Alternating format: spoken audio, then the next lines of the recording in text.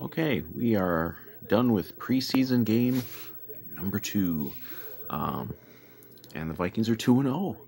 We didn't win a preseason game for years, and now we've won 2 in a row. We are living the life.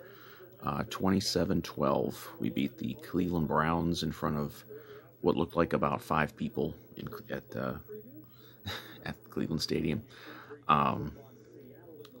Not much to analyze really on this one, because this one really we didn't play anybody. I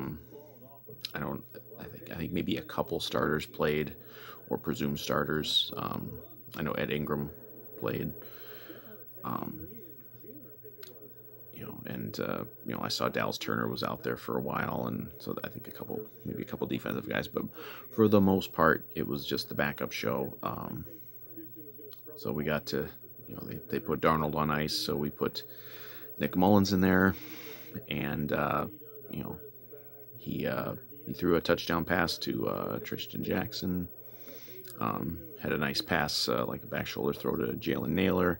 I think we definitely, one of the takeaways from this game is I think really not just this game, but kind of how things have been going. I think our wide receiver 3 and 4 are pretty solid with Naylor and Tristan Jackson. I think they're both fine. I don't think we're going to need to be like, oh my God, we got to go get a receiver. I mean, something might happen with Jordan Addison, as far as the suspension goes. But he got hurt in one of those joint practices this week, but it wasn't a serious thing, so we escaped that one at least. I think they're pretty good. And then Jaron Hall played, I think, the whole second half, and he actually threw a couple touchdown passes. One of them was like a little floater that was like a big run after catch to God, I don't even remember the nice guy's name, Deshaun Jones or something like that. Just a guy who might maybe make a practice squad. I mean, I'm not pinning my hopes to Jaron Hall as being any sort of guy you can develop into being anything. But I mean, I'm not a big Nick Mullins supporter. I mean, pre JJ McCarthy injury, I would have been perfectly fine if they just got rid of him. But the way it is now, he's going to be QB2, and unless Darnold is worthy of 17 games as a starting quarterback and is healthy, Mullins is going to have to play. And we've seen it. I mean, he had a couple, even in this game, he had a couple of plays where it looked like it was going to be there was one he almost threw an interception. There was one that almost was a fumble. I'm not a supporter of Nick Mullins, but I guess you could do worse as a backup quarterback. But you got to hope that he can at least be functional. And we signed Matt Corral, recent draft pick of Carolina. Brought him in as like a camp. I don't think they're seriously looking at him as like maybe being the developmental guy on the roster. I think it's just have a guy here to play, because probably the third preseason game next week, you're probably not even going to play Mullins. So it's just to mop it up. It's like when we had Mitch Leidner in here that one year, and he played like almost the entire last preseason game, and it doesn't really mean anything. But so we had that. Run game looked pretty good again. I mean, obviously, again, Cleveland didn't play anybody either, but I mean, our running game has looked pretty good through these 2 games with various personnel, various guys out there. Kene Nwangwu was running pretty good today. Gaskin had some good runs.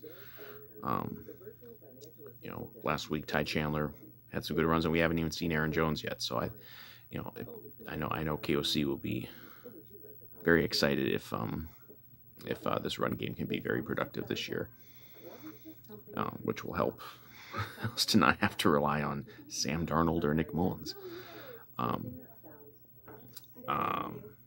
Defense wasn't a shit show. Last week they were kind of a shit show.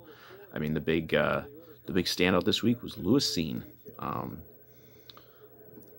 This was actually, this was about the most action we've seen of his in any game, period, preseason or regular season. He got an interception. He got a sack on a blitz. He had a real hard tackle on some guy, popped his helmet off. I think I saw he had like 11 tackles or something. Like, it was a big game. Like, I question what they're doing there. Like, are they seriously still giving him a chance, or was this like a big showcase to try to, to get something in a trade for him, like they did with Booth last week? I hope it's a real shot. I hope they're still willing to at least give him a shot, because I mean, like, he suffers a serious injury very early on in his rookie year. Probably wasn't learning shit anyway under Donatell. And then Flores comes in here and he's already looked at as like, okay, you're a bust. You're not even in our plans. Well, like, you could dump him maybe for a very, very late round pick, or even like a conditional late round pick. But I mean, I think it's worth maybe giving him a shot. I mean, he wouldn't be a starter, but he could be a guy who can get in there and play a little bit and see if he can get some value. I mean, he's never going to be worth being, drafted where he was, but you can still maybe get some value out of that. But he had a good game, so we'll see. But maybe it was just they were trying to showcase him for a trade. Because those last few roster spots are always very valuable. That's why I kind of hate that they're going to probably keep Jaren Hall in the 53. Like, just let him take the fucking chance that he's going to get picked up by somebody. Don't waste the roster spot. But Bo Richter got another sack. He's looked good. He could be that. It seems like every year we get one or two undrafted guys who pop up and make the team. That could be him this year. He's been impressive. Obviously we didn't have starters playing. I mean, we did get another pick. Oh God, what the fuck is his name? McGlothern or something like that. Got a pick and almost did a pick six, but for some reason he slowed down and didn't get a pick six, and then he just kind of flopped down on the sidelines. For some reason his nickname is Nudie. I don't know what that's about. But it's kind of play you make in a preseason game, and maybe that gets you onto a practice squad. So that was fun. What else? Our guy kicked his field goals. Our new kicker. So that was nice. Obviously there's not a whole lot, major to take away from this game, and there will be even less probably to take away from the game next week against the Eagles, because it's preseason. But it's nice to win them. If you gotta play them, let's go win a game. The guys who decide what this season is going to be, very few of them were playing in this game today. So, but it's nice to win. We got a couple guys, giving good showings of themselves. I'll say this: KOC doesn't seem to be just treating all these preseason games this year as just absolutely nothing. Now maybe he'll treat the next one that way, but obviously they had the joint practices and starters were playing in those ones, but so they were prioritizing that over the game. But that's how you figure out the last few guys on the roster, and maybe they've already decided who everybody's going to be, barring injury. That's the big thing. That's probably the big thing from this game. I'm not aware of any injuries.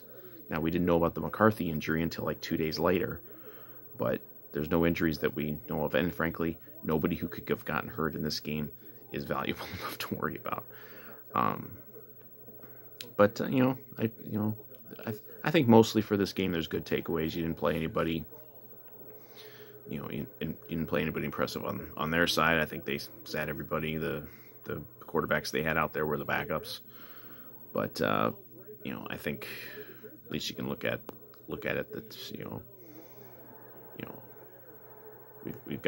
we maybe got a little bit of offensive depth, which is nice. Because the injury bug has been a beast this camp and preseason. So I don't need to talk much longer. I've been going for 10 minutes. So Vikings win 27-12, 2-0 in the preseason. Maybe we can go undefeated in the preseason. I don't know when the last time was when we did that. And it'd be nice to beat the Eagles because it's always nice to beat the Eagles. So hopefully we go 3-0 next week.